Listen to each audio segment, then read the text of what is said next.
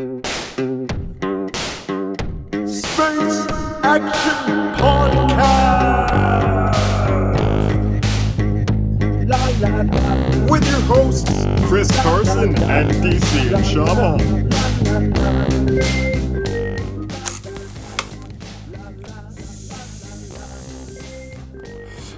Welcome to another Space Action Podcast, you scum-eating bilge-rats, where we talk about pop culture, movies, and television. I'm your host, Deniso and Chama. And I'm Chris Carson.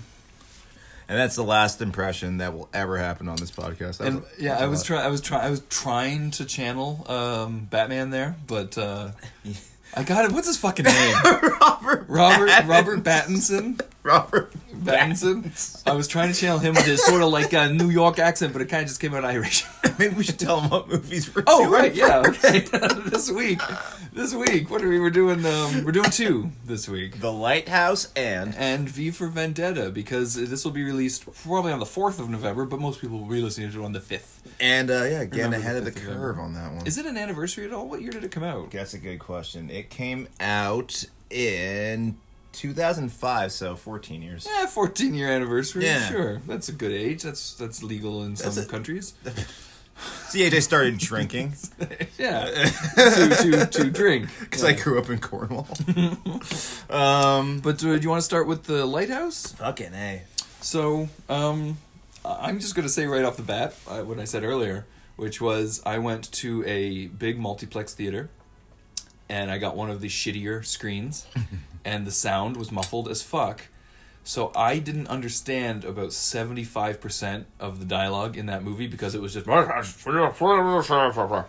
So I didn't know what the fuck was going on. And spoilers right out of the gate. By the end of the movie, when it's clearly like Prometheus imagery happening, I was like, okay, so there's something to do with some Prometheus stuff here.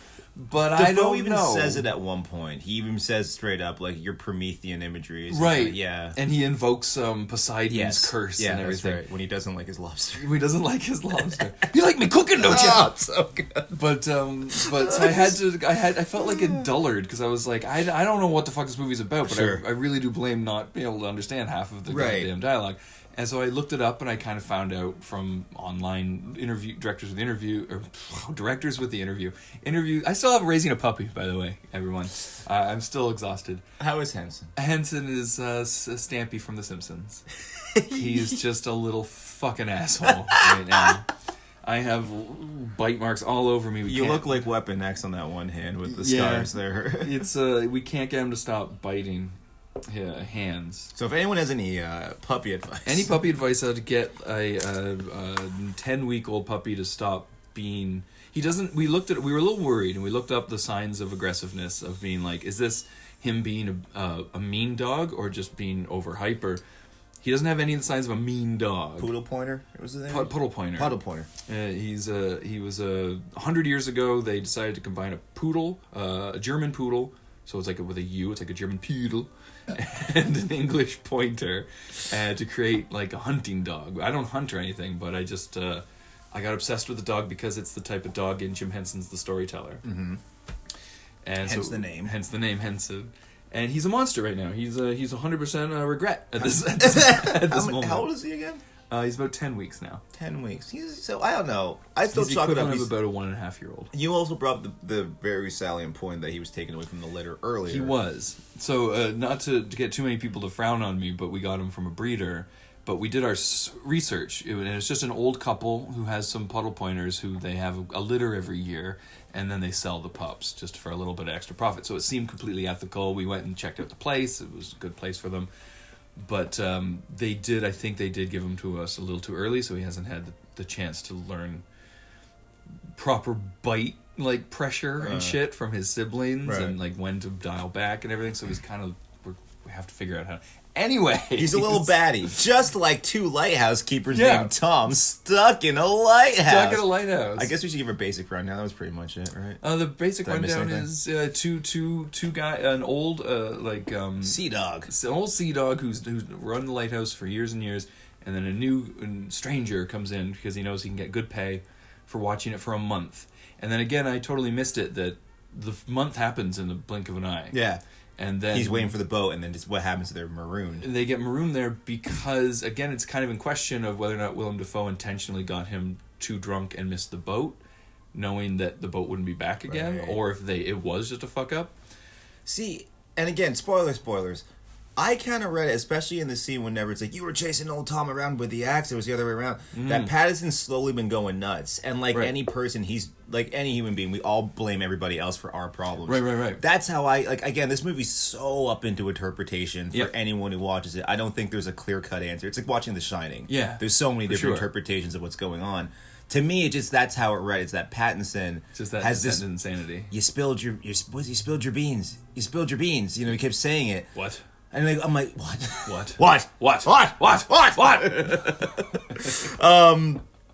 That whole, like, I was like, why is that such a point? He came back to him in his dream and everything. He's the one with the berry past. I don't think Willem Dafoe's got much going on whatsoever. Yeah, he's an old sea dog. Yeah, what he says is, you changed the fucking story. You said earlier that your leg got taken off in the storm. It's like, dude, I think you're the one we're watching the movie from Robert Pattinson's vantage point. Right, yeah. And I think we're slowly just watching a dude go crazy. Yeah. That's how I saw before you told me because the other interpretations were. Right, because I was so confused by it that I went and I looked up interviews with the director and interviews with... Because I think he wrote and directed it. And him and his brother. And they talked about how they came into the story going, we want to tell the story of like basically a conversation between two epic figures. And the two epic figures were Prometheus and the name that's escaped my memory, the son of Poseidon. Because the son of Poseidon was a shapeshifter who would torment mortals with his shapeshifting and trickery and drive them mad. So that was the sort of the inroad for them. Triton? Yeah, I think it was Triton. Okay.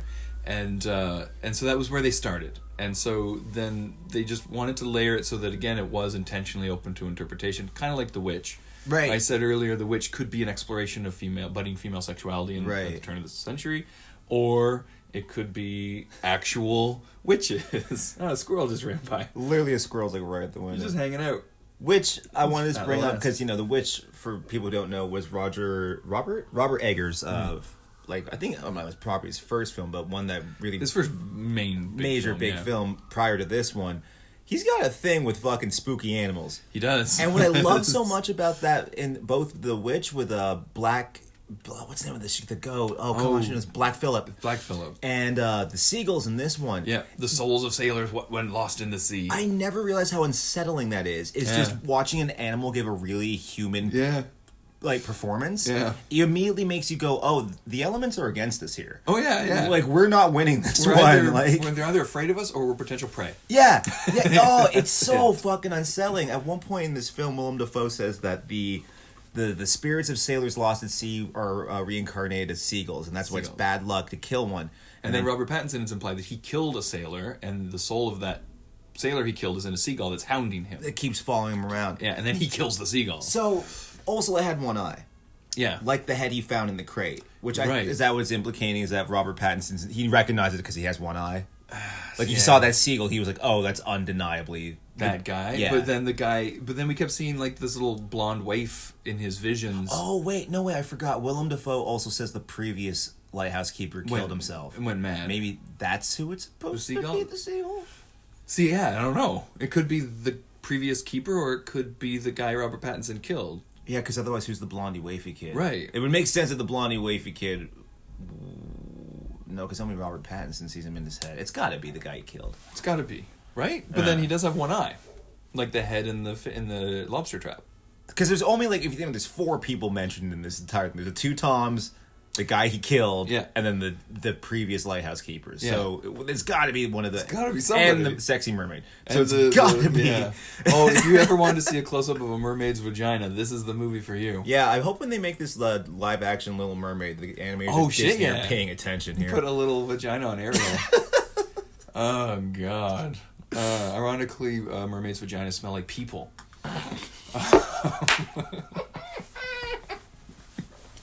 That is the best joke you have ever made on this podcast. Not saying that they smell. I'm just saying for the record. Playing on a stereotype. On the record. Stereotype. But that was good. yeah. So, but like again, I just want to quickly go on to The Witch for a second to say I really enjoy The Witch, but there's 2 moments in it that destroy the whole movie for me. Okay, I've only seen it once, but I think I remember well enough. One is when the little boy encounters the witch, and they do that classic horror sped up frame cut thing of the witch grabbing him. I was like, that's fucking bullshit. I hate that cheesemo horror move. And the other is at the end when the old woman is like in the barn eating something, and then she actually goes and turns, and it's just an old lady cackling into the camera. That I broke out laughing. How stupid that shot was, but then everything else is great in that movie. And that's a problem because even this one, it's so expertly told that moments like that are kind of cliche just stick out like a sore thumb. Because these ones they're both horrifying, but without really showing any horror. Like what's the guy? It's terror. Yeah, the build up to horror. Ali Aster really likes to have that one shocking frame in there where you just see something like a head explode or something decapitated. Lots of head horror with that guy. Yeah. But this is a different sense of like, yes, it's very Kubrickian. Of like, it's not the actual scare; it's the build up to it. Just excruciating. And on that note, I loved the soundtrack. I want to give a shout out to the dude. Mark Corvin of just like the slow strings because it's like foghorns.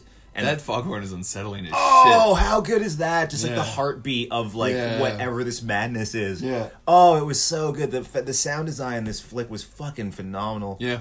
I just liked it because it made it feel so claustrophobic. Yeah, and then that really helped with the aspect ratio too. Yes. Yeah, the full frame aspect ratio is very unsettling. Even though half the movie is shot in such dark conditions, you can't even tell. Exactly. You're just like, oh, I'm assuming the sides of the frame are not lit. But then you're like, oh, right. Then all of a sudden there's a lantern that you're like, oh, right. It's still a square frame. What I liked about that, it just made it feel like you were looking at haunted lithographs or something. It's really effective. Like old school. And again, if I'm wrong on this, I hope someone will correct me, but in one of the interviews that I was looking up to find out what the fuck this movie was about, they were talking about how they developed all these new processes to create that look.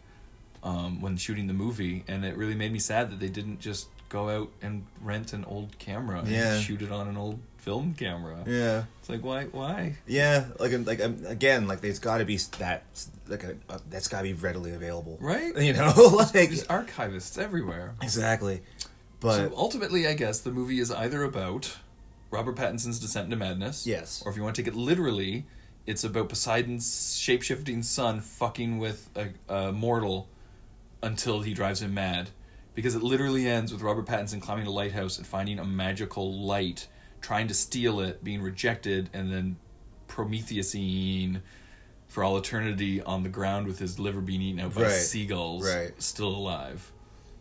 So it's one or the other, or a combination of the two. Because at one point when he's beating Willem Dafoe does turn into like this sea monster thing. And remember when Robert Pattinson tries to go up the lighthouse the first time, that weird artistic shot of naked Dafoe going with the eyes pointing. The eyes are just the lighthouse light, which is the light of the gods, I guess. Right. Or I guess in this case Poseidon's. It had echoes of like the creation of Adam, that shot. Like very like Michelangelo looking like kind of imagery. So that one shot alone makes me really lean towards the fact that Willem Dafoe was in fact an ancient sea god. See, I'll go with that because I forgot about that shot. Okay, yeah. So he was the mermaid. So he was fucking Willem Dafoe because he shapeshifted into a mermaid to fuck him. He did try to kiss him. So he was driving him mad, slowly driving him mad. So, but again, it's hard to exactly interpret. It's not as easy as The Witch because literally the last shot of The Witch is them floating in the air. And you get it. You're like, okay, they're real witches. They're witches, yeah. This one's a little more convoluted. That's interesting because I really watched it from the layman's point of view of just like, oh, okay, it's this dude going nuts. This is just we're watching. Me too. I had to look this up. Yeah, the perspective of just a guy slowly going crazy, but I like that the added layer of like, no, clearly Defoe's doing this to multiple sailors. Like, that's the one thing the one shot that kept bugging me was the mermaid marooned on the rocks and she's screaming because we all know mermaid screams are meant to call sailors to the rocks and run them aground so they can fucking take them. Yeah. It brings them to their demise. So I'm like, she's screaming right at the camera. So it's clearly like there's no way I'm the only one picking up on this. Right. There's no way it's in there by accident. So it makes sense that like that rock is the one that he just maroons dudes on, that he brings people to that lighthouse. He gets them there however he can. I want to see this again. Yeah, I think it's definitely worth a repeat viewing in conditions where you can hear the goddamn dialogue. Would really help. Because the lighthouse scene was confused. I remember at the point when he finally got up to the lighthouse and it was a magical glowing box looking like, for the super nerds out there, looking like the Prophet's orbs from Star Trek Deep Space Nine. And you're like, what is happening? Why is this giant? Is this what's inside the suitcase in Pulp Fiction? Yeah, exactly, yeah. And when it gets to the flame of the gods. I just kind of ran with the thought that, like, it was just a big metaphor of, like, see, I wasn't wrong. Now that I think of it, because I remember being in the theater thinking, okay, well, it's a giant metaphor for... I always see it as, like, some weird Marxist socialist thing. Fucking, Pattinson is the working class guy. The upper class is represented by Defoe. He's the one who delegates the duties and tells him what to do. He's allowed to go look at the magic orb and jerk himself off because he's the higher elite. Fucking Robert Pattinson's the 99%. The Bond being like, I fucking literally have to sit here and get jizzed on. Literally. Yeah, and then he's an octopus? Yeah, and then he's not. But the end of the flick is that he finally, instead of earning the responsibility of ascending like this higher learning thing, he just takes it violently. He kills the dude, gets there, heads on up, and he's not ready for it, so it just blows his fucking head off, like metaphorically, and he's left just broken completely, but just wrecked for the rest of his life. And I think he's corrupt. He's punished for the madness that he couldn't handle. I think, and I guess if you, a more literal Prometheus interpretation would be because the flame Prometheus stole from the gods was the flame of knowledge. Mm-hmm. And all Robert Pattinson wanted was to know what was in the lighthouse. Yes, that's it. So all that thing potentially represented was just knowledge in general. Yeah. And it just knowledge destroyed him and left him broken and being. That's how I counter read it. Yeah, like it was just because again the light, yeah, and he just stares right into it and he just starts scream. That scream he lets out, where it starts clipping the audio and just cuts it. Oh, it's horrifying. Yeah. But. Yeah, no, I enjoyed it. I enjoyed it too. I enjoyed the shit out of it, man. It bummed me out because I left the theater going, am I getting dumb? Because I feel like 20 years ago or 10 years ago, this would have really blown my mind, but then I had to stop myself and go, because you were even said you were a little confused by it. Sure. Because honestly, I attribute it all to the fucking dialogue. Yeah, no, that's fair. If you don't hear what they're saying, it's hard to figure out just from the imagery. Dude, I had the exact same problem with The Witch, because they're using like that 17th century old-timey English speak. I was like, I have no idea what you're saying. He does his research on colloquial... Speaking of research... So, did you hear about, there's the story that it's loosely based on, there's an older movie in like 2016 called The Lighthouse that's based on the actual event? Oh, the two sailors and so like they both got stuck in the lighthouse, right? During this storm, and I think they were supposed to be there for 4 weeks and ended up being 6, and they ran out of rations. But basically, 2 weeks over and they ran out of rations. I think maybe I'm making the numbers wrong. Like it was 2 weeks and they were stuck there for 4 more, so it ended up being 6 or something. Right. Anywho, dude dies. Both named Tom. Which dude? One of the dude dies. Defoe dude or Pattinson dude? They in the story, it's not really clear. They say there are 2 lighthouse keepers named Tom. Okay. In this lighthouse, in like 1807, off the coast of Ireland, if I remember correctly. Ireland. So one dude dies, but they were known to argue. So the guy who's alive knew that, okay, if I just chuck him in the sea, there might be suspicions of murder. I have to keep this corpse so they can see he died of natural causes. Right. So it's starting to decompose in the lighthouse. And he can't do anything. It's getting shittier outside. So he had to make this makeshift coffin and put this dude in the box on the outside. The storm keeps coming. It tears apart the coffin. So for weeks on end, dude, this dude's decaying corpse is hanging out of the box. Scarecrow. And the worst part is the dude said that whenever the wind would blow, it would look like the arm was beckoning at him. Oh, Jesus. And it drove him fucking crazy. Drove him mad. They said after the 6 weeks when they found the dude, he was unrecognizable.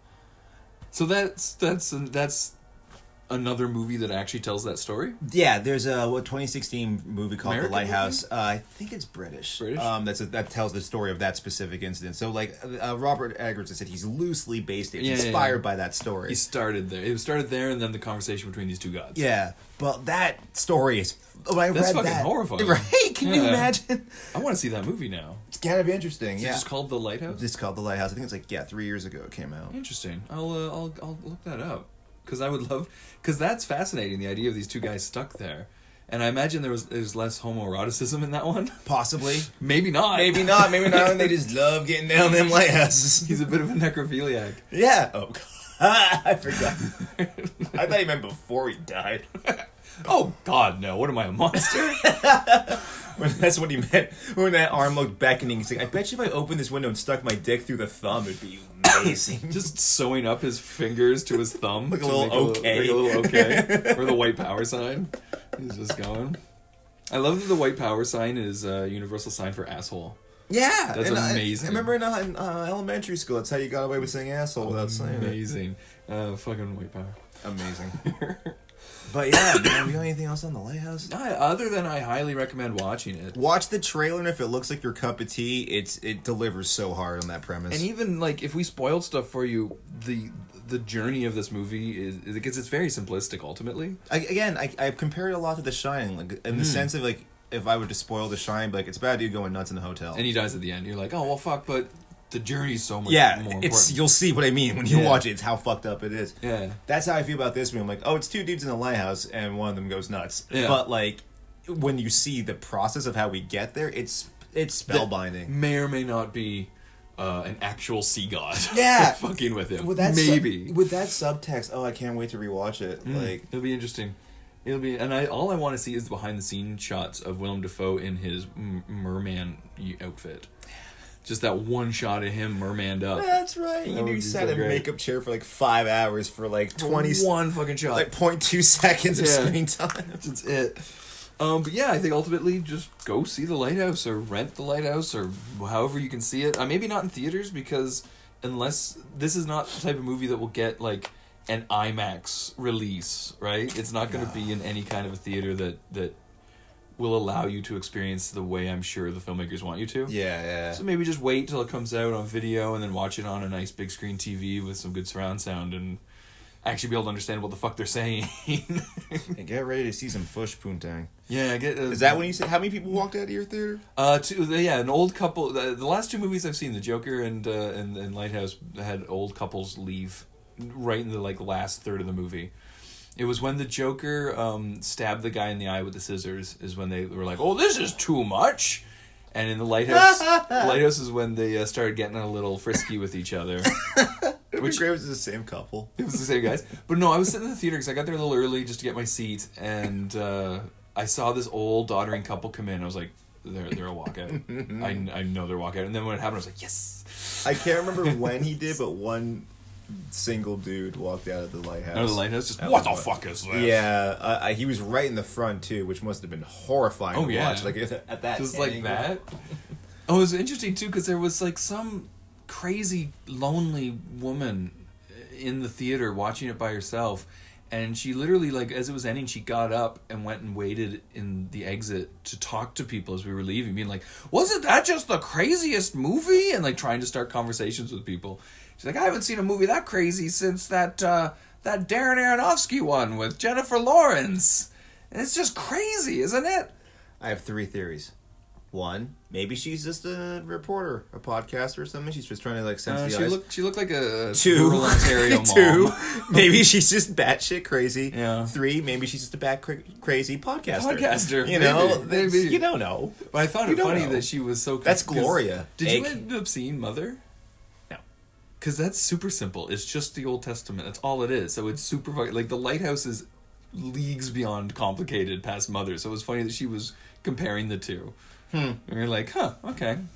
Maybe it's because Jennifer Lawrence yelled a lot. She was like, this is compelling. Do you like Darren Aronofsky? Like Requiem for a Dream? I love Requiem. I love, what's the other, what is it, Wrestler? The Wrestler, really good. Black Swan. Black Swan's great. The Fountain. Haven't seen The Fountain yet. The Fountain's, the music is some of the greatest score music I've ever heard in my life. The movie is a little pretentious at times, but I do enjoy it. Did he do The Fighter? No. Christian Bale? That was Johnny Dipshit. The stories where he put Christopher Nolan in a headlock at one point to get one of the actors. David O. Russell. David O. Russell's apparently a piece of shit. I watched one of those roundtable directors things, and he was there, and I was like, every time he opened his mouth, I was like, shut the fuck up. Yep. He's obnoxious as shit. He made Silver Linings Playbook too, a story about two inexcusable pieces of human shit. But they found love through dance. Found love. They found. Oh my god! I watched that fucking- movie once. I can't remember who I was seeing at the time. I just remember I turned because they recommended me watch it, and I turned on and just went, "Really? Did they just cure mental illness with rhythm? Is that what we're doing here?" All it takes. Well, isn't De Niro charming? I don't give a shit. It's like how social anxiety is cured with a makeover. It's Oh, like, exactly. Oh, dude, was this movie made in 1984? Like, what is going on right now? even though I have to say, in my And they place a bet. Robert De Niro's like, I bet you that their dance troupe can beat your guys. I'm like, are we serious? There's no way this doesn't end with them winning the competition. This is the dumbest thing I've ever seen. becomes like Bring It On. Oh, it was awful. And the other movie that we're going to talk about in this podcast is V for Vendetta. Speaking of pretty people and monsters. Speaking of pretty people and monsters, which one's the monster and which one's the pretty person? Because that guy Fox Mask is pretty sexy. Well, Natalie Portman may be a monster. She's definitely inhuman. I wouldn't say a monster. Did you see her Hot Ones? No, I didn't watch it. Oh my god, dude. So she eats this one that's like something like 13,000 Scoville or some shit. I swear to God, this woman, she tears up slightly and just goes, that one is slightly unpleasant. Jesus Christ. And I'm like, just because she's Ivy League, Yeah, she's yeah. like a child actress. She fucking, I read like some what do you call it, celebrity tabloids. Apparently she's just the type of chick who, like, you're at dinner with your date, she just sits on your lap and she's like, hi, I'm Natalie Portman, and you're just like, oh god, and you're leaving with her, like, that's the way she operates. And I'm like, I kind of respect the shit out of her. She's boss as fuck, like, holy shit. She's like the Jack Nicholson of like of of ladies. ladies. I'm like, good lord.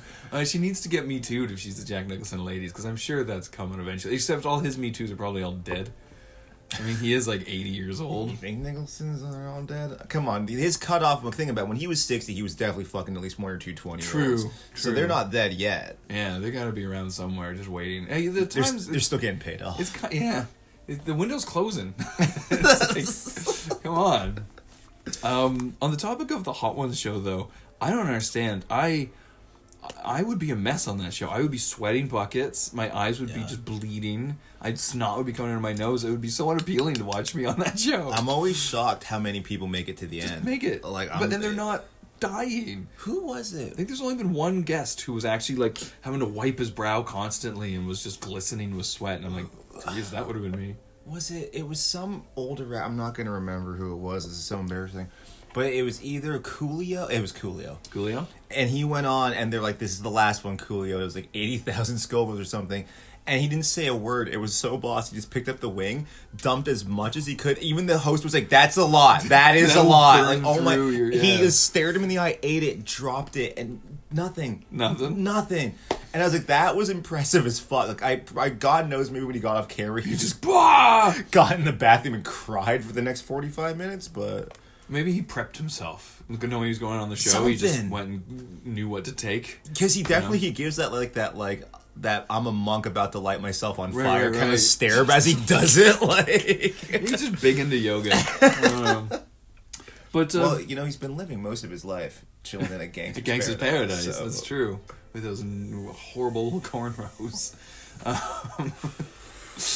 But I rewatched V last night. I haven't seen it probably since it came out. I want to start with my complaint about it, though, that I noticed, because I haven't watched it in so long. The first half of the movie, the editing is fucking atrocious.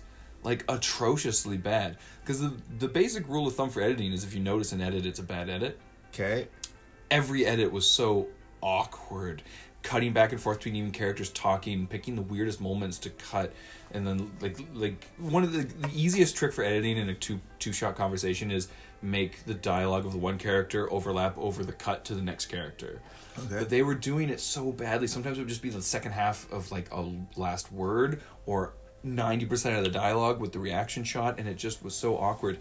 But I have a theory about it, because the second half of the movie was edited wonderfully, and it was really like it lingered on its shots. It had its nice pacing. Okay. Everything, something simple like the pan across all the numbers on the doors, and it ended on number 5, and it was the V. Yeah. All the shots were really timed out. So I'm wondering if they turned in a 3-hour movie or a 2.5-hour movie, and they did that fucking horrible thing of, instead of just cutting out a subplot, they just trimmed every edit in the first half, but didn't touch the second half, because the second half was the climax. It was Evie's torture. It was her coming into the rain. God is in the rain, and the whole climax of the movie. So they didn't want to touch that. So I'm wondering if that was it, because I kept noticing like it was awkward as fuck. You would be almost like milliseconds after a line, it would cut to a completely different location and scene. And you're like, what? What's happening? Oh, here? I know it. The second you said that, I can think of one. It's whenever they first find out, here she is, Evie Finner, and parents were both involved in blah, blah, blah. It's like, we're going to need backup. And it immediately cuts to, yeah, you're right. It does do that quite a few times. And only in the first half, because I stopped noticing it. And I was like, oh, it stopped. Now, I wonder, because now you're going to be paying way more attention to editing in movies. Because, like, you're right. Now that you say it out loud, I'm like, that does bug the fuck out of me. I wonder if that's... I totally think, you're 100% right, that maybe it was just too long and they trimmed it down. I think they did the bad way of trimming it down, yeah. But I wonder if it works for this movie. I didn't notice it as much, because like there is a manic, oh my god, he's a terrorist kind of pace to that first half of the movie. The first half of it, yeah. But then you're right, when we get to Evie's montage of her training, her torture. It just comes right down. And it needs to. Right, it needs to. Because when it gets to her reading that toilet paper roll, you have to be on the ground. Like, my heart is broken at this point. But you think thematically, though, you want the editing to ramp up as you got closer to the finale. But I think that's what I like about that movie, is that it starts broader. It starts between these two people in the basement, and it turns into the entire all of London by the end. It gets broader at the end. But like just from that perspective of telling the story through like visual story, you'd want the cuts to get more erratic as the situation becomes more erratic, in order to convey the chaos happening in London. But instead, the exact opposite happens. The setup is erratic editing and way too fast, but then the ending is very paced and very thought out and slow. Because that's the dominoes, man. Everything comes together. Because like I'm thinking about those remaining shots of the movie, like where they're playing the 1812 overture. And it's just like, you're like these lasting shots of like panning across the crowd. I love the shot where they all take off the mask. That's all the dead people. Yes. Oh, dude! Every time I watch that movie, I always forget about that shot. I'm like, what a good way to end this. And fucking so quick movie. too. If you're not really like staring, you don't. It's Stephen Fry. Yeah, exactly. It's such a clever way to end the film.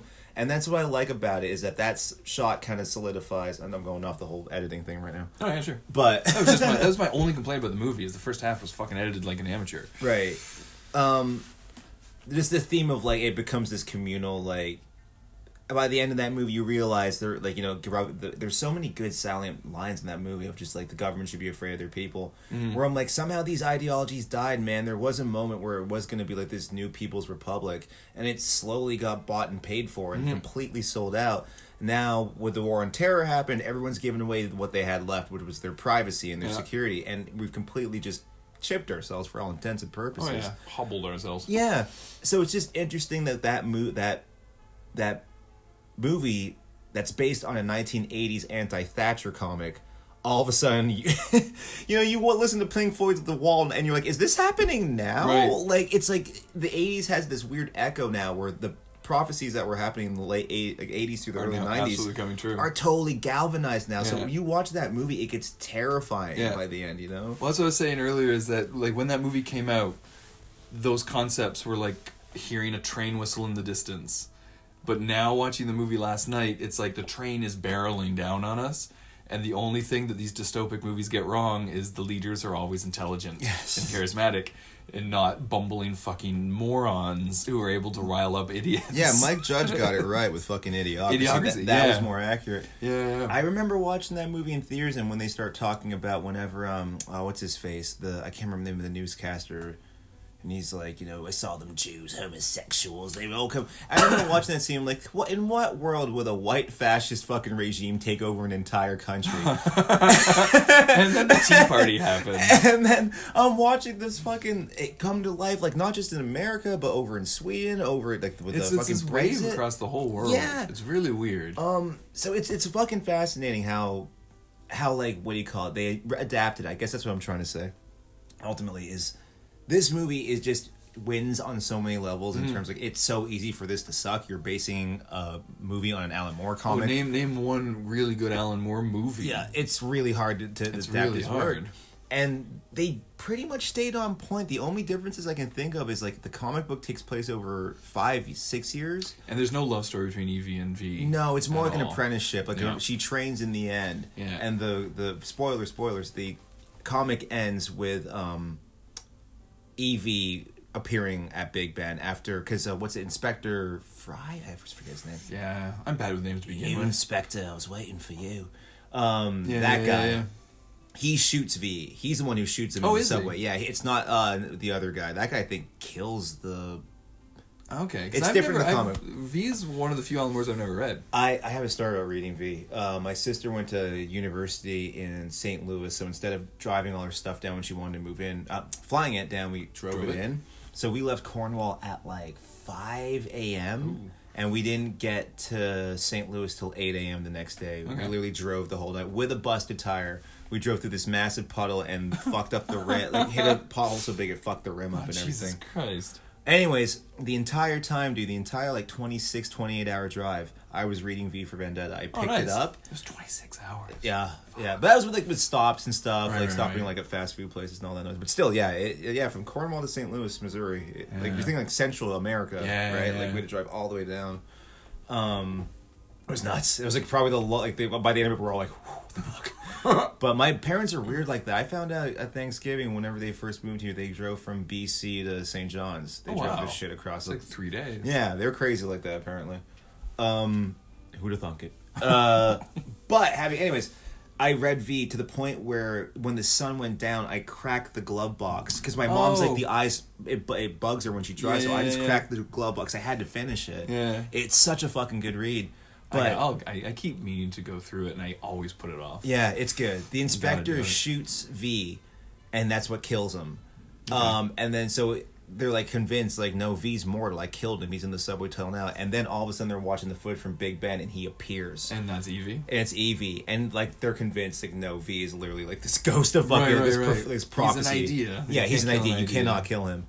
So he becomes like this superhero, which is kind of a cool ending because she becomes the new V. Oh, okay. Yeah, Oh, she actually does like completely. Yeah, she shows up. Robin takes on the mantle. yeah, it's kind of awesome.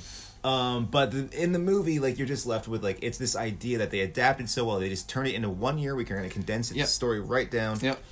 It's just a year. The love story. I don't mind. Yeah. There's no. I don't know if it would have hurt it to not have had it, but it Yeah. doesn't hurt it to have it. So. Yeah, exactly. It's like either way, it doesn't really change the Yeah. fucking overlay what I love about that movie.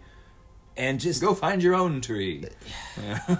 he's charming as fuck in that movie. V? Hugo Weaving. Yeah. Oh my god. Well, I noticed his body acting a lot more this time of how because obviously he had to convey everything without his face. Yeah. So just even the scenes where Ellie would scold him a little bit, how he just sort of shrink back His a little little head bit. cocks.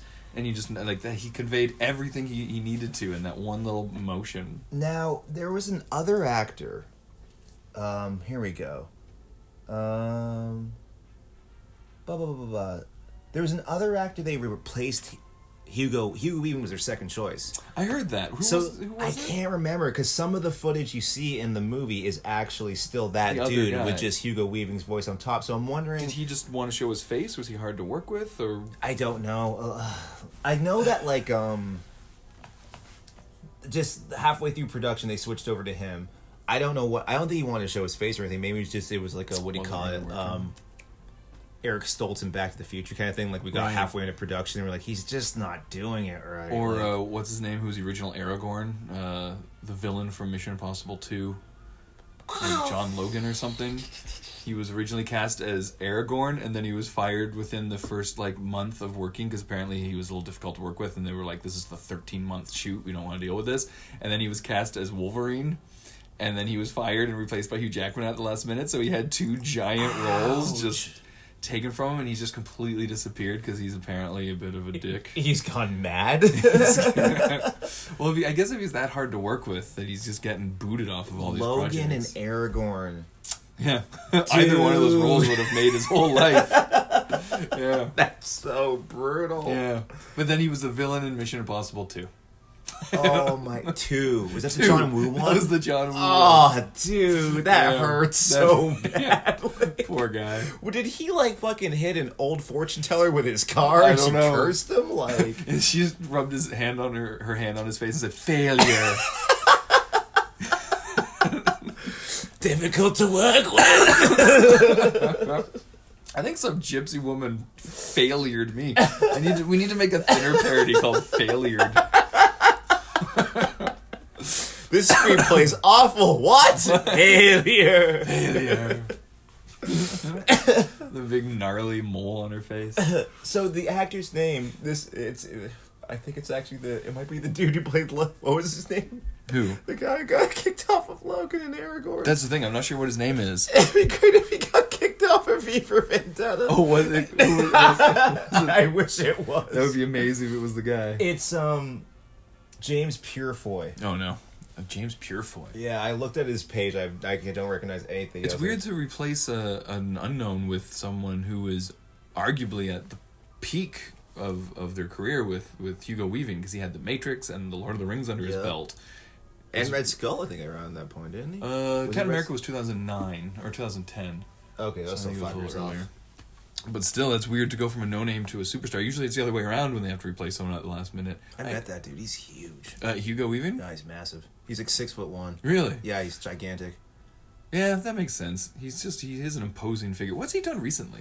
Other than the odd Wachowski brothers He showed movie? up in that Andrew Garfield movie about him being the Mel Gibson one. He was the dad briefly in that. Oh, yeah. The Yeah. one, the anti-war movie that glorified the fuck out of Because war. it was Mel Gibson. Yeah, he did not get that. Because I like Mel Gibson movies for the most part. I like Braveheart. I love Apocalypto. I love Apocalypto. Yeah, I too. like Passion of the Christ.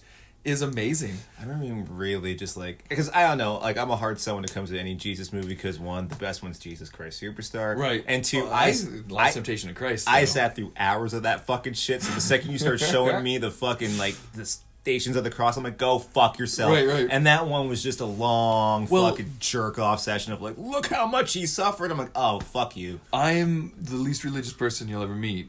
I do not like religion at all. I think it's responsible for all the bullshit we're dealing with right now.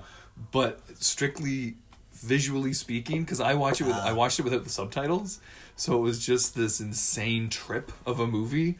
Oh, Jesus Christ.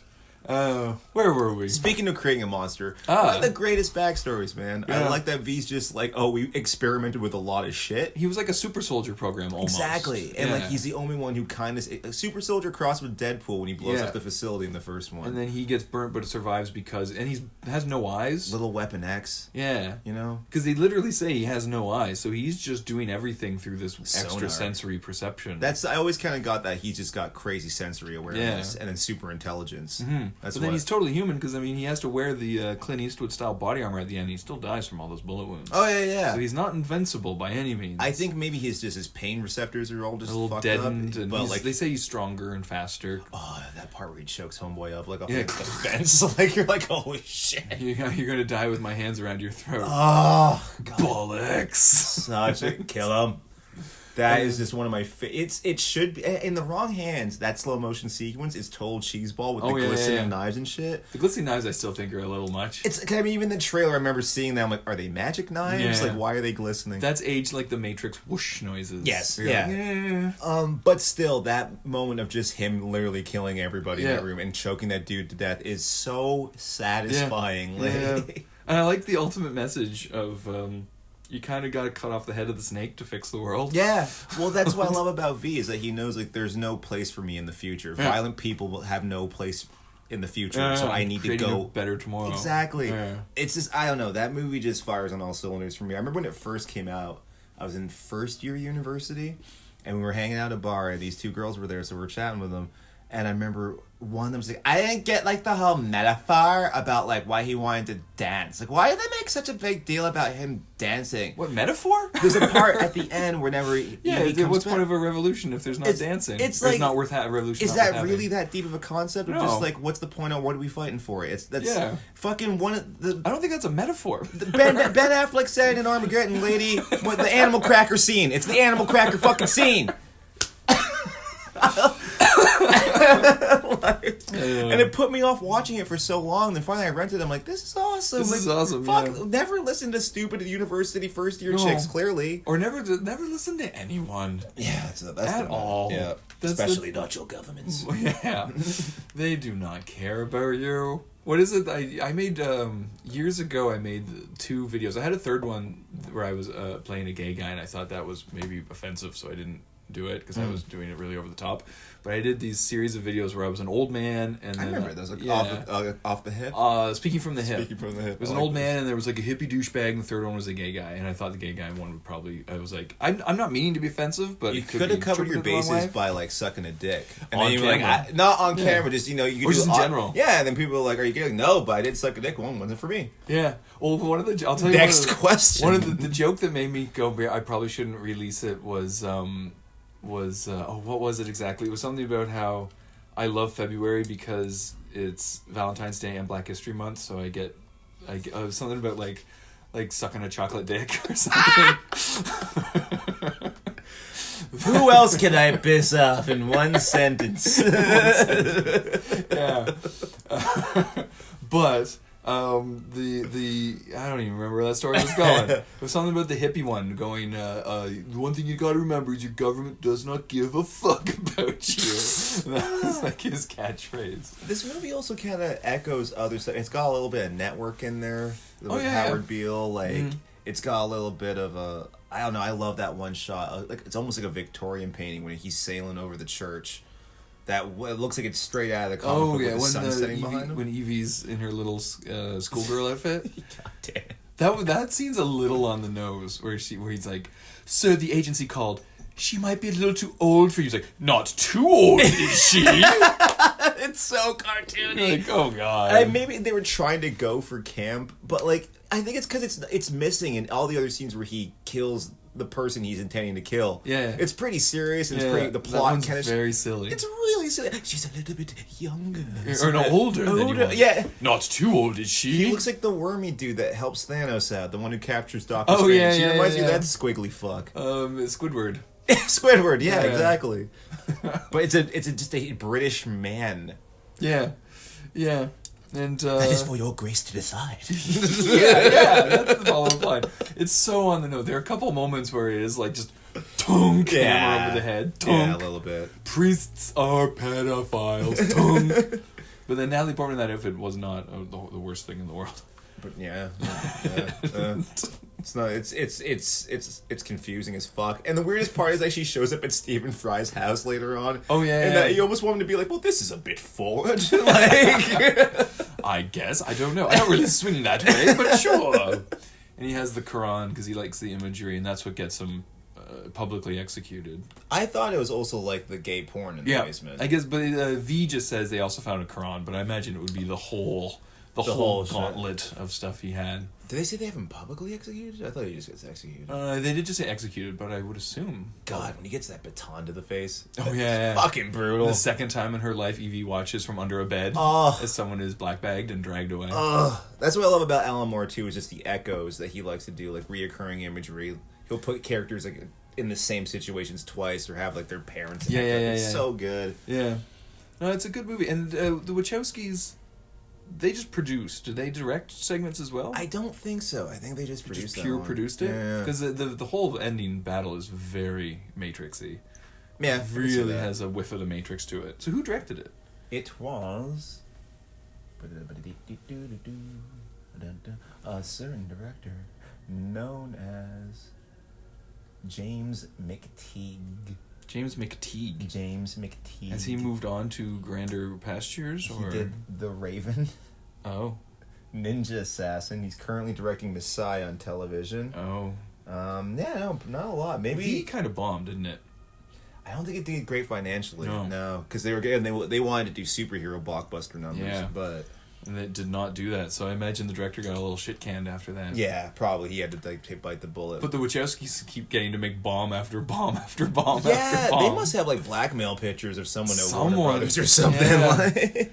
I don't know. It's sort of like how I assume that all of Trump's mafia buddies have shit on the entire Republican Party. Yeah, exactly. Because it's like like, if you impeach him, you guys still stay in power, right? Yeah. He's just the vice president takes over. So why are you all so adamantly defending him?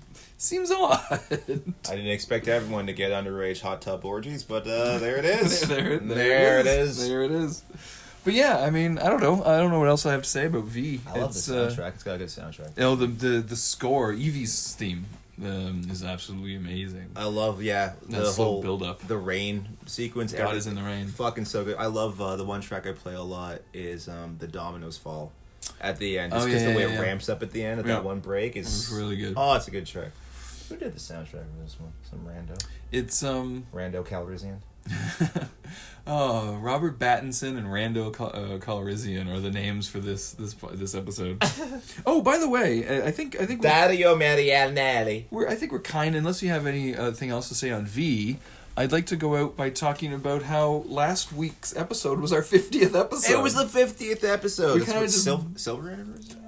Maybe 50 years has got to be more than silver, right? If you're together for 50 years, that's got to be like is plutonium or something. I think that's silver anniversary is 15th. 25 is silver. Is silver the 25th? Because Jurassic Park 25th anniversary made a bunch of silver jokes. Yeah, it's 25th. Yeah. So 50th is plutonium or something. But so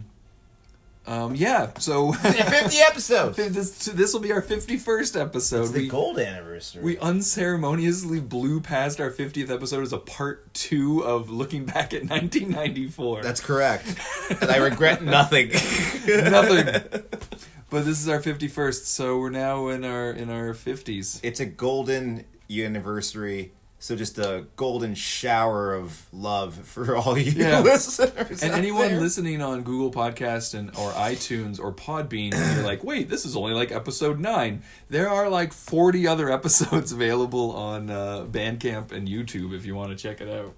Bandcamp and YouTube. Bandcamp has become sort of an archival site now. It's nothing new goes on Bandcamp, but it has all our old shit on it. Yeah, everything's just on Podbean now. Yeah, Podbean. Yeah, woo. But I mean, there it is. What was it? Lighthouse and Lighthouse and V.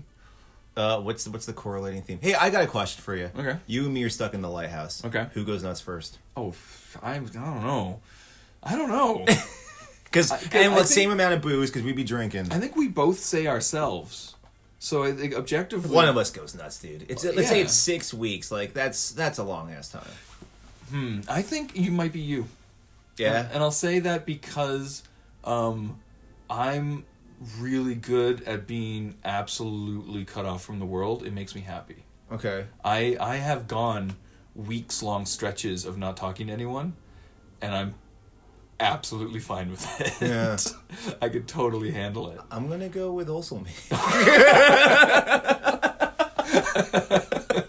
Because the claustrophobia would get to me, especially. I'm not claustrophobic, but like it was just rain, like I can't even go outside. It's just a hurricane hitting the walls all day long. I guess the X factor is having to deal with each other.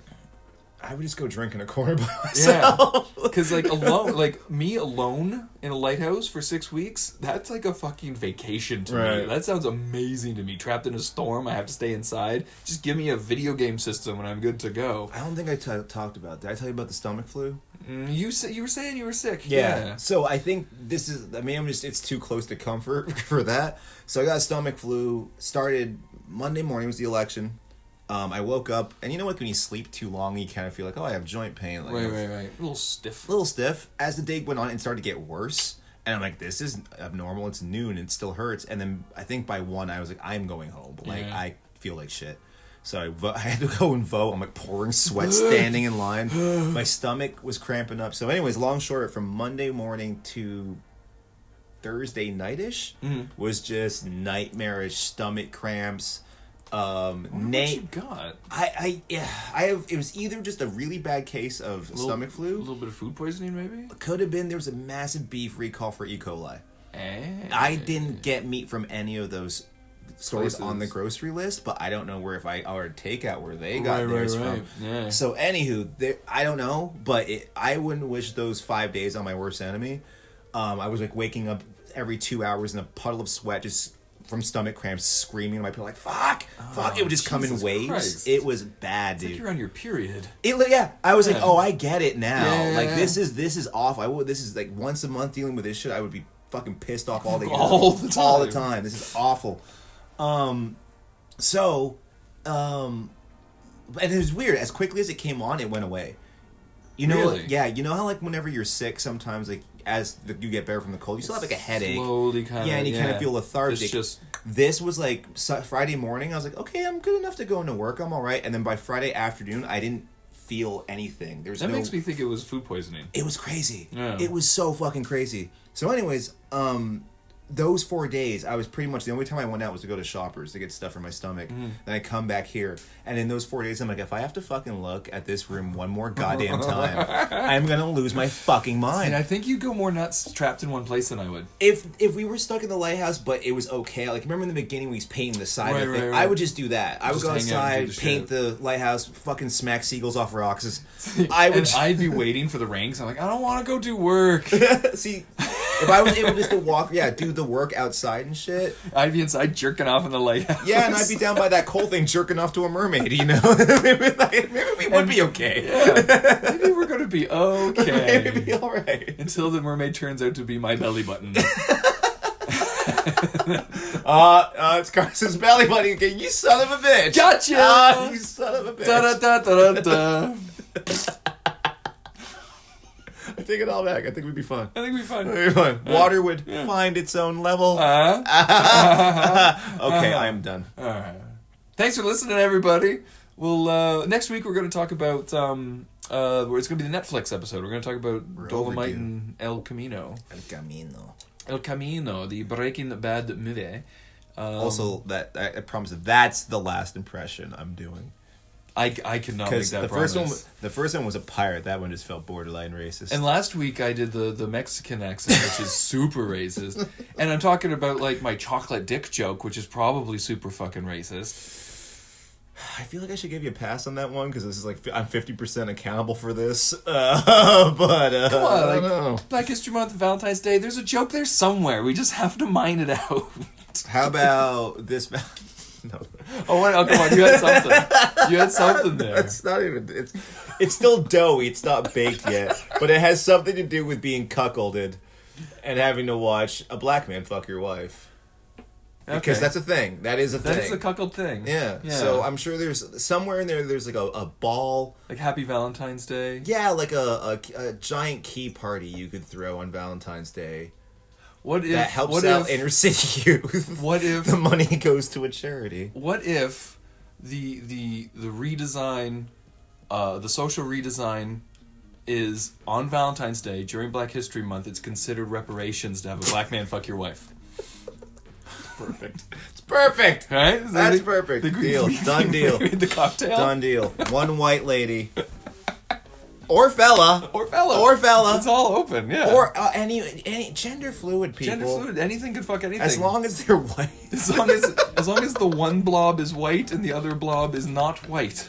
As long as someone white getting fucked by a black person, it's all good, baby. It's all good. Oh my god. All right, bye.